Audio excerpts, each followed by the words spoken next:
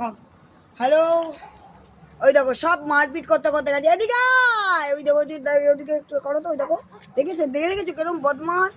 এদিকে আয়, ওখানে গেছি। নে খেয়ে নে, খেয়ে নে, খেয়ে নে। হ্যালো আমার সকল ফেসবুকের দিদিভাই দাদাভাইদের। ওই দেখো ওগুলো মারপিট করতে করতে ব্যস্ত। তা যাই হোক, তোমাদের কাছে একটা প্রশ্ন ছিল। সেটা হলো, আমি যে দেখো বাচ্চাদের সাথে রিল দিই, একা রিল দিই সে ব্যাপার আলাদা। এই আমার রাস্তার অবলা জীবদের সাথে, আমার পাড়ার অবলা জীবদের সাথে যে আমি রিলটা বানাই, তা তোমরা আবার খারাপ ভেবো না আমাকে। কেননা আমি রিলটা দিই এই কারণে, দেখো সত্যি কথা বলতে, দেখো আমার ছেলেরা, দুই ছেলেই, বড় ছেলে তো দেখো সে কলেজ আর তার মিউজিশিয়ান নিয়ে ব্যস্ত থাকে, ছোট ছেলেও পড়াশুনো নিয়ে ব্যস্ত থাকে, বাড়িতে কেউই থাকে না। কর্তা কর্তা আসে বিকেলে যখন ভিডিও ধরি। এবার আমি একাই থাকি, বলতে গেলে একাই থাকি।